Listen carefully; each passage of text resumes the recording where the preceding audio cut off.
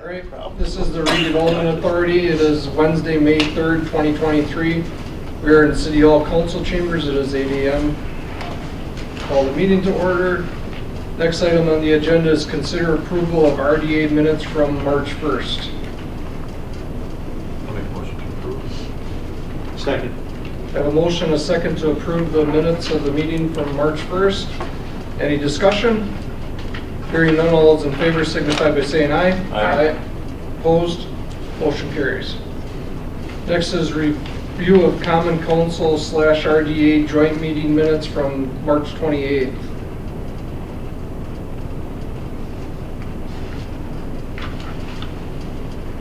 Since this was a common council meeting, do we need to approve those here? Just reviewing them. Just review them? Okay. Okay, we'll move on. Public comment period. Public comment. Hearing none, we'll move on to status update on residential development. This update's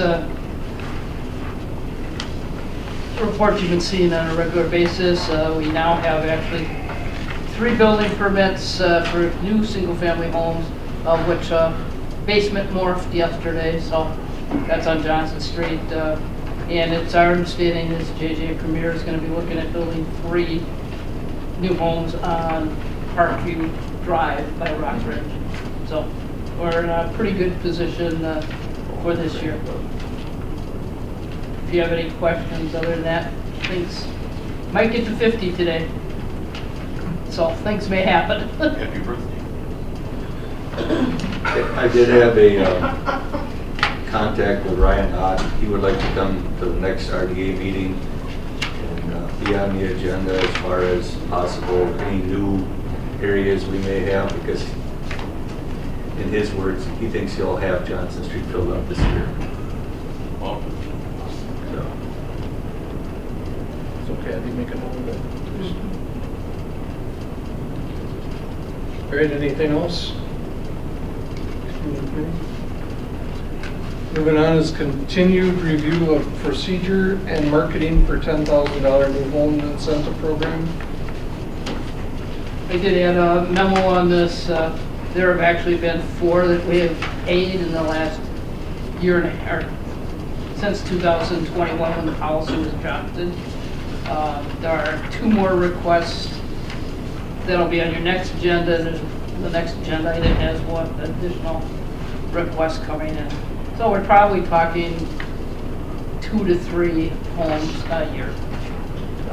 You also asked, RDA Commissioner Mars asked about Marshfield. They still have their program in place. However, they're really not effectively marketing it. They don't have a planning director or development person, community development person at this point in time. And the city of Marshfield is doing exactly what we're doing. They're except millions of dollars of scale, developing residential neighborhoods and building the infrastructure for residential development.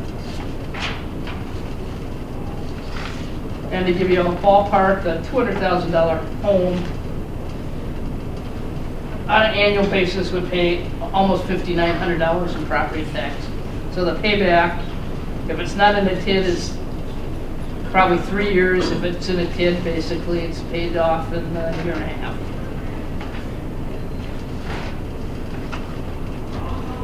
Mr. Chairman, Yep, go ahead. is our goal here to firm up the policy for residential incentive program? No, I believe it was just to inform you we're talk about the residential. I mean, do you have a suggestion or? Well, I think recently, I think a situation came up where someone applied after they were halfway through constructing a house. You still get the 10 grand. Is that, are things like that addressed in our agreement? There's been none since the policy was adopted by the Common Council on July 13, 2021. Anybody who's built on a privately owned lot since, I'm not asking for what's got this. Should we adjust our program to include that situation? You mean to include the thing that they need to apply prior to construction? Yes. oh, For the group to consider adding it.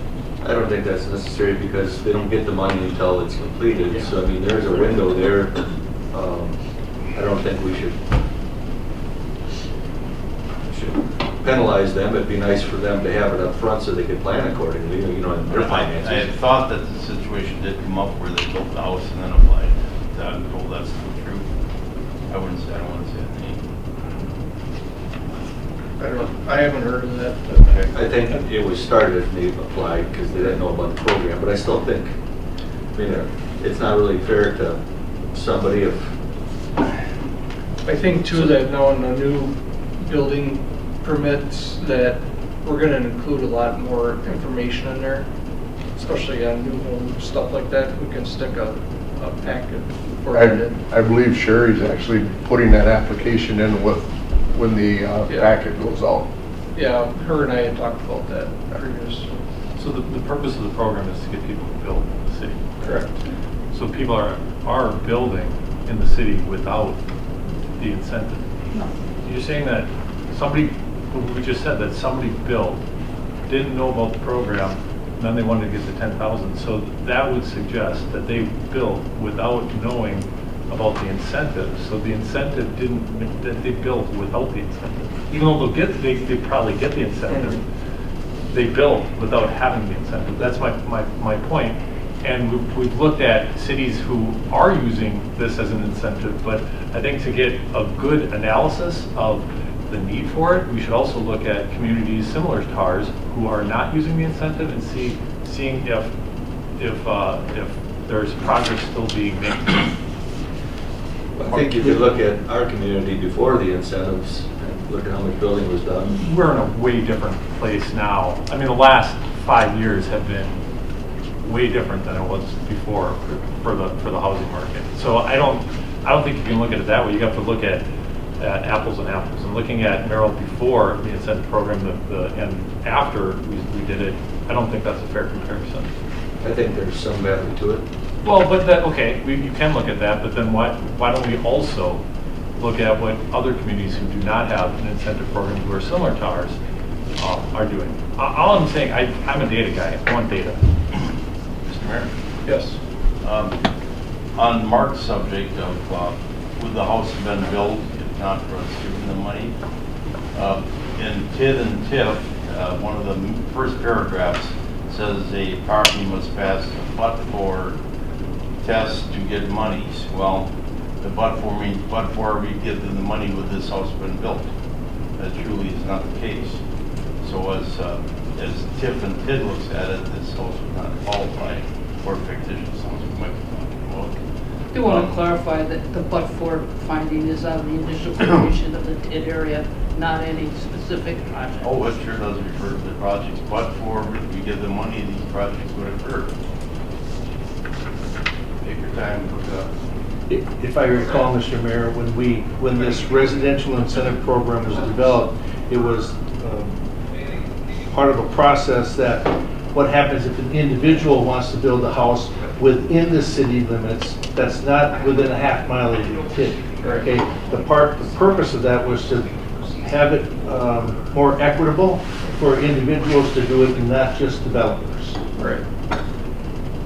But at that time, it was said that the city would also pay that $10,000. Correct. Clarify that. I think we further need to clarify some things on here. Our points. Well, when we did have Mr. Ott come in, was it last year, I think it was, he said that without the incentive, he wouldn't build here because he could get more down in the Wausau or metro area. But Right, and we're saying, we're hoping to say we're keeping the incentive. Right. To better defining the criteria, timetables. I think the JJ Premier person said that too, right? That he wouldn't Yes. consider that, yeah. To be fair, I mean, they have an incentive to say that. right. So I'm not saying they're being, dishonest in that, but they have an incentive to say, we would build without it because they were Right. taking. They're getting it. Mr. Bialecki. Yes, Mayor, I just want to say, I sit on the board up at Grove North, there's 9 counties up here. Outside of Merrill, there's not a whole lot of new home construction. infrastructure going on right now, and they all look to the success that we've had down here. Tomahawk has got an incentive program they're starting up there for single-family homes. Wausau does it. JJ Construction, I actually brought him up here from Wausau, and he's gonna be going to Tomahawk next. They're gonna be giving, incentive with him too. There's a lot of people who are looking to the success that we've had around here and wonder how we did it, and you can see a lot of them starting to copy it. Because all our communities are deficient right now. I won't use any of them by name, but none of them have got the stuff going on that you've got going on here in Merrill. I was just gonna say, I think it's a good program. Perhaps maybe we wanna look at, so that we, not that I see this happening now, but maybe we wanna be able to say, as a community or as a council, we will do this for 6 houses per year or a dollar amount per year or whatever. Maybe we'll get a boom building bust at some point where that becomes valuable to have that in place, but like Kathy said, if the payback is, a year and a half with taxes or. I thought that too, Ladonna, should be in our next budget. Well, that was another question I had. What is the budget for it? Where does the money? Yeah, we don't have a. Talking about, I think you're talking about the city council's budget, saying that you're gonna max it out at 6, as an example of 6 homes a year.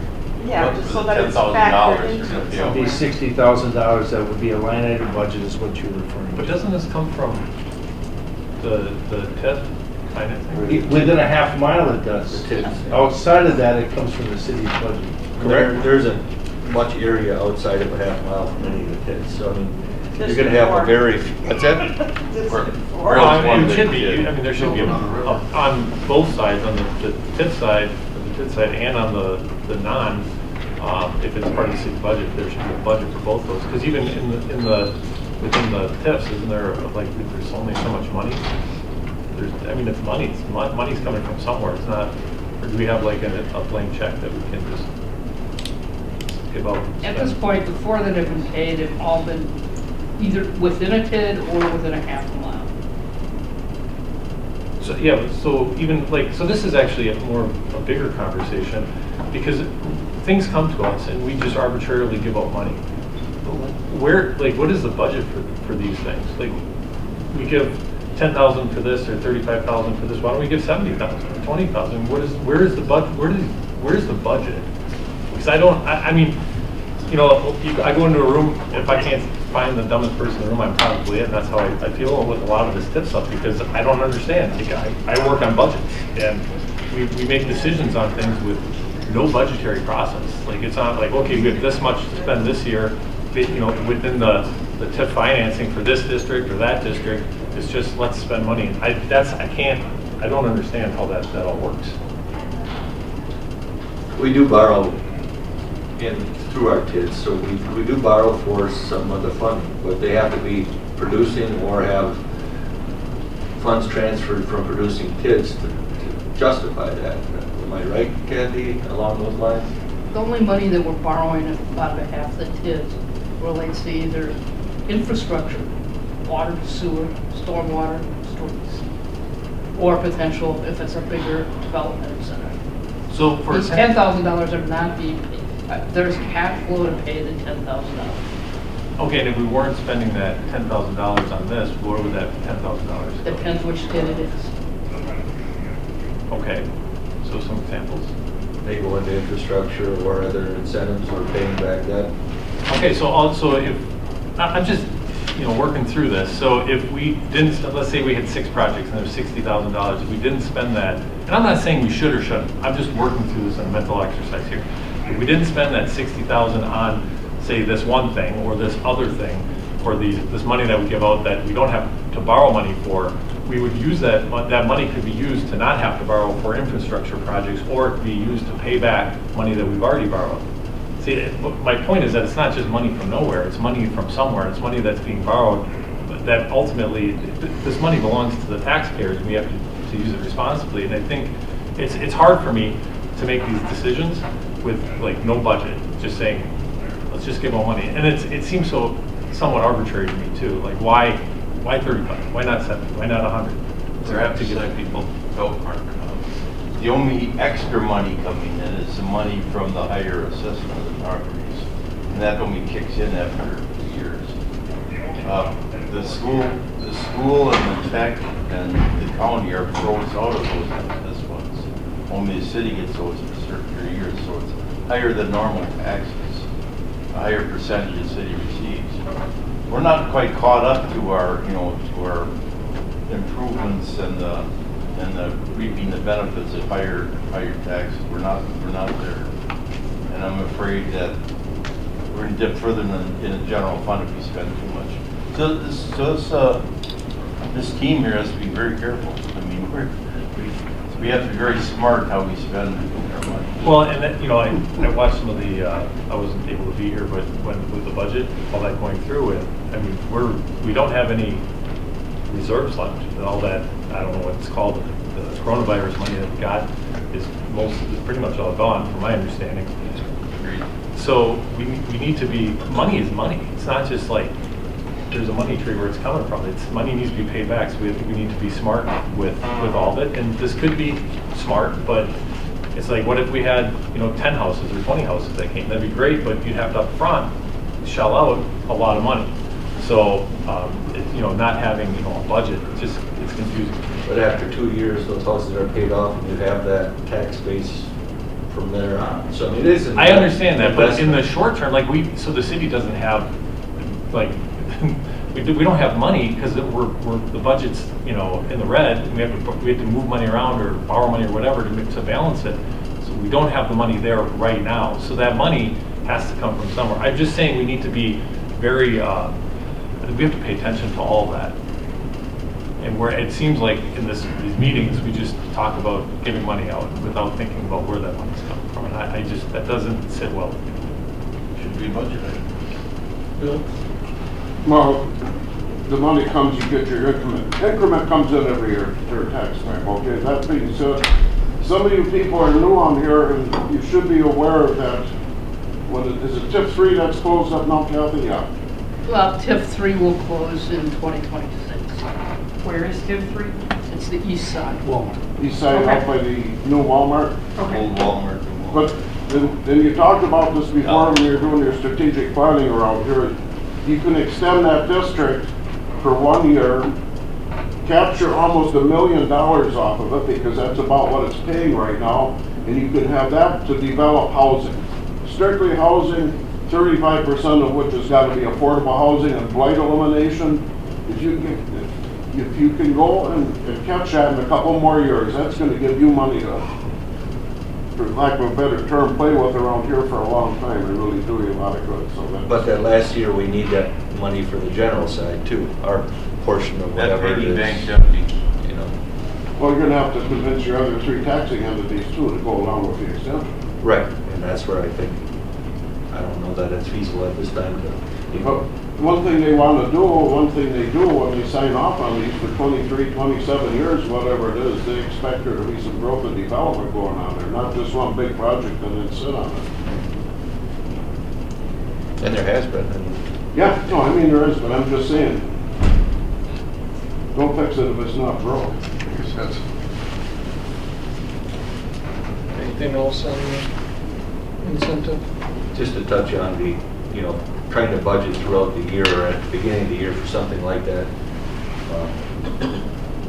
Certain years we don't have anything. Certain years we have quite a bit. So it's one of those things where maybe it would have to be case by case. I think that's what this group does, and the council does when projects come in and the money goes out through the TIDs. Everyone is approved. It's kind of hard to come up with a number at the beginning of the year, $500,000 for TID. It's kind of almost like a budget amendment every time something passes. Oh, yeah, it's all a guess. Yeah. That's what, and for a while, and I don't want to belabor this, move on, but a while ago, we talked about how we never know what's coming up the pipeline. And so, we get money out, but then there's this other thing, and then there's this other thing, and having a bigger picture of what's all possible developments, then you can make better decisions with the money. Because it's not a blank check. I mean, there's only so much money in the cookie jar. So I feel, personally, honestly, I feel like we're just sort of a rubber stamp committee when, and this, it's not happening today, but it's happened where, oh, there's this project, rubber stamp it, there's this project, rubber stamp, give them money, give them money, give them money. We don't know, what's coming down the chute. And there might be something that would make more sense, and there is only so much money. Like, it's not an unlimited amount of money. So, I don't know, that's my frustration.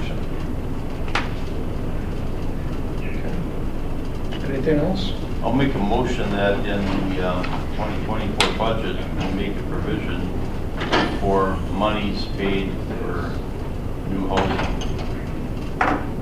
which mainly refers to the $10,000 per house. We just have to guess how many houses are going to be getting $10,000. Put that in the budget. That's a motion. In the city budget? Pardon me? In the city's budget? City's budget, yeah, the upcoming budget. On the For the general side, city, or- so this has nothing to do with the city's budget. Yeah. Okay, this has not, I think that's an out of order type of a motion. It can be a recommendation from RDA, but it's not a motion at all to the city's budget. Well, then the recommendation is forwarded to the council.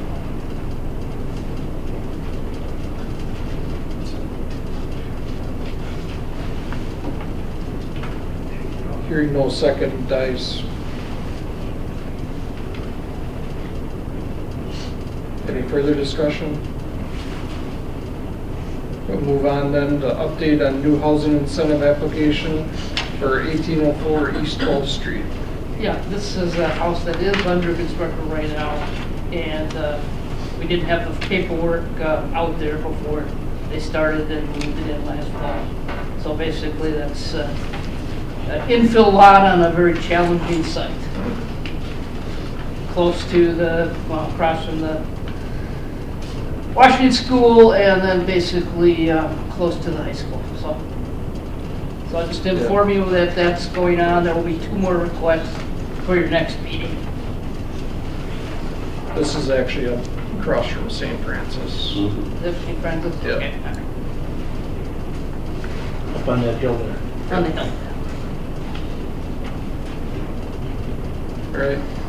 Moving on, is next RDA meeting Wednesday, June 7th at 8 a.m. Does that work for everyone? Okay, next item is closed session. The RDA may convene in a closed session per Wisconsin State Statute, Section 19.85, Sub 1, Sub 8, deliberating or negotiating the purchasing of public properties, the investing of public funds, or conducting other specified public business, whether competitive or bargaining reasons require closed session to consider. And this is for negotiations of potential sales terms for city-owned vacant land to facilitate a new commercial development, TID 4 at southeast corner of Pine Ridge Plaza. Do I hear a motion to go into closed session? Also moved. Second. I got a motion, a second to go into closed session. Any discussion? Hearing none, we call the roll. Nelson, Aye. Bars, Aye. Zlotke, Aye. Rutkowski, Aye. Haas, Aye. carried. Okay, we're going to closed session. We'll give the MP3 a chance to have